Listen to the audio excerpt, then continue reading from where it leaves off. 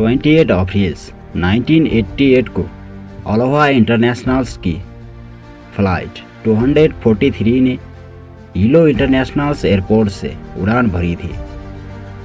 उड़ान 1 घंटे से भी कम दूरी पर होनोलुलु की यात्रा कर रही थी।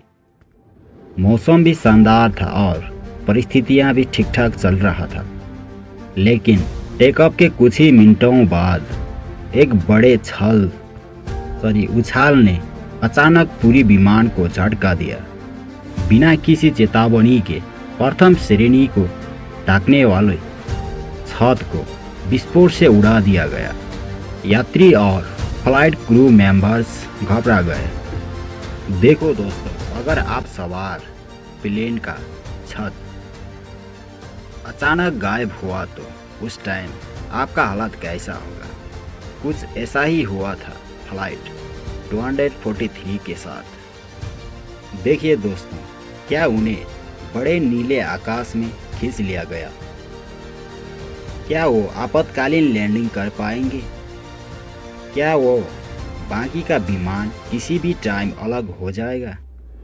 यदि आप यह जानना चाहते हैं तो क्या हुआ था, वीडियो में हमारा साथ बने रहे, क्योंकि हम इस भयानक कहानी और इससे पसंद करने वाले कई अन्य कहानियों की शुरुआत करते हैं। उस घातक दिन पर फ्लाइट 243 पर 89 यात्री और 6 क्रू मेंबर्स शामिल थे। उस विमान को रॉबर्ट सोनास टाइमर्स और प्रथम ऑफिसर मोर्लिन स्टॉम्किंस उड़ा रहे थे। साथ में उनके पास विमान के इस मॉडल्स बोइंग 737 के साथ 10,000 से अधिक की उड़ान का अनुभव था। विमान 19 साल पुराना था। अपने अपेक्षित जीवन काल के अंत से लगभग 10 साल और उस दिन के पहले इसने होनोलुलु से हीलो, माओ और काउई के लिए 3 राउंड ट्रिप उड़ान भरी थी और विमान ने हाल ही में एक बोइंग सेवा शुरू की थी। 2 अलग अलग निरीक्षकों के द्वारा एक उड़ान योग्यता निर्देश पारित किया था। कागज पर विमान शीर्ष स्थिति में था और जाने के लिए तैयार था। हालांकि एक यात्री सवार हो रहा था। उसने बोइंग ब्रिज के बाहर देखा। विमान के दरवाजे और हुड के बीच में एक दरार देखी।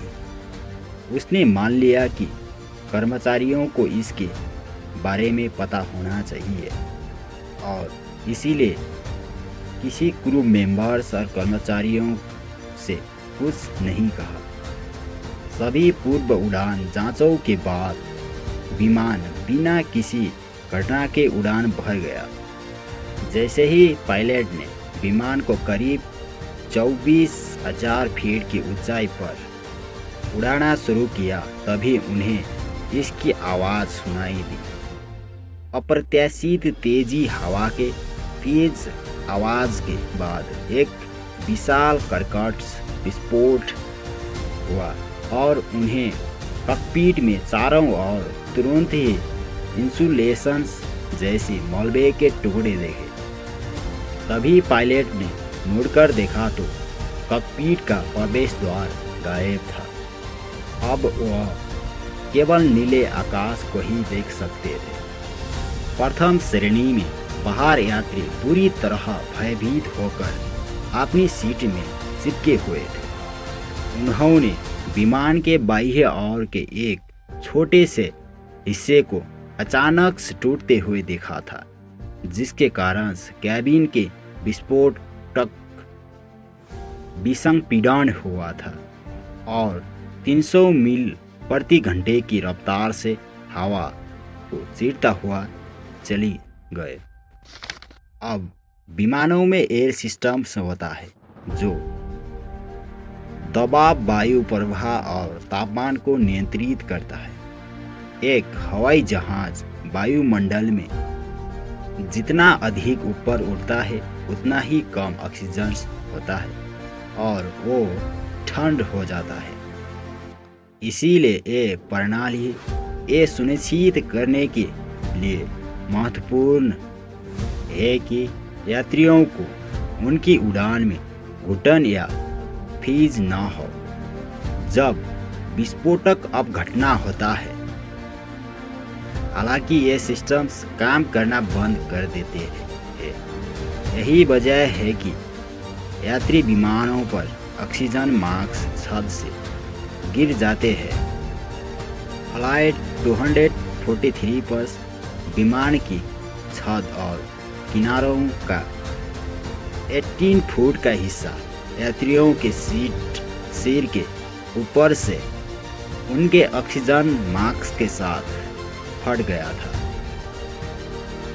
यह शुक्र है कि अभी भी अपनी सीटों में बांधे हुए थे, लेकिन कैबिन क्रू जो वहां खड़े थे उन्हें अपने पैरों से गिरने से बचने के लिए किसी भी चीज से चिपकना पड़ा था।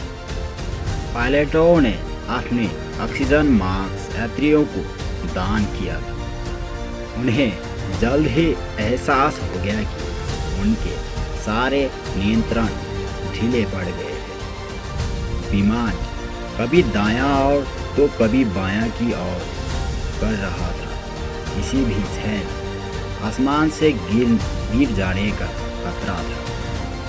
विमान के पायलट ने जल्द ही ईटीसी से संपर्क करके ईटीसी को बताया कि हमें आपातकालीन लैंडिंग की आवश्यकता है, लेकिन कॉकपिट का शोर इतना तेज था कि उसका आवाज नहीं सुनाई जा सकता था। लेकिन फ्लाइट 243 की पहले से ही बेकाबू स्थिति को देखते हुए उन्हें जितनी जल्द हो सके जमीन पर उतारने की जरूरत थी। आखिरकार वो 14,000 फीट से नीचे गिर गया।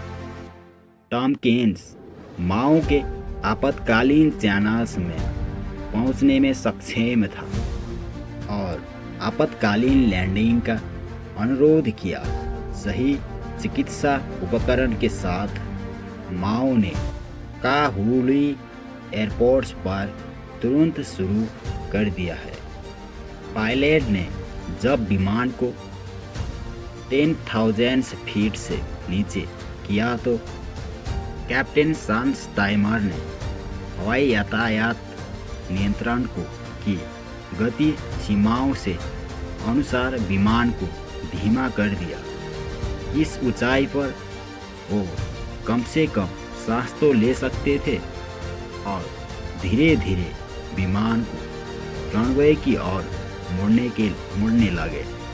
जैसे ही वो 170 समुद्री मील लगभग 195 मील प्रति घंटे तक धीमा हुआ, उन्होंने देखा कि विमान प्रतिक्रियाशील हो गया। जमीन पर उतरने के लिए इसे कम से कम 130 समुद्री मील लगभग 50 मील प्रति घंटे की धीमी गति से जाने के लिए आवश्यकता थी। उन्होंने टॉमकिंस को लैंडिंग गियर कम करने के लिए आदेश दिया।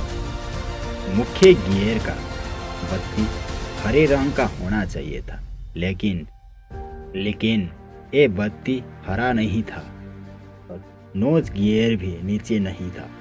उन्होंने कंप्यूटर को गिराने के लिए मैनुअल रूप से ओवरलोड किया, लेकिन प्रकाश ने रोशन करने से इनकार कर दिया। उन्होंने एक बार आजमाया और ओवरलोड हैंडल को नीचे खींच लिया, लेकिन पायलट अभी भी चालू नहीं था। लाइट अभी भी चालू नहीं था। उन्होंने समय बर्बाद के बजाय विमान को तुरंत उतारने पर जोर दिया कि वो गलत था और फिट लैंडिंग गियर वास्तव में ही नीचे नहीं था तो वो विमान को स्थिति सामान्य करने के लिए लगभग 200 मील प्रति घंटे की गति से नहीं जा रहे थे। अगर विमान इस तरह से नहीं जा रहा होता दुर्घटना हो जाता। फिर उनके पास प्रार्थना करने के अलावा कोई विकल्प नहीं होता। शुक्र है कि लैंडिंग गियर इंडिकेटर लाइट खराब निकला। नोज गियर वास्तव में नीचे ही था और स्पोर्ट के 30 मिनट्स बाद सोनास टाइमर्स और टॉमकिंस रनवे से टकराए और सफलतापूर्वक अवतरण करवा लिया और 89 यात्रियों में से 65 लोग घायल हो गए। 8 लोग गंभीर रूप से और विमान पूरी तरह से क्षतिग्रस्त हो गया। वीडियो कैसा लगा? छोटा सा कमेंट्स, प्यारा सा लाइक और ऐसे ही इंटरेस्टिंग वीडियो देखने के लिए हमारा channel History of World subscribe करना ना भूलें। Thanks for watching this video. Subscribe my channel and press the bell icon.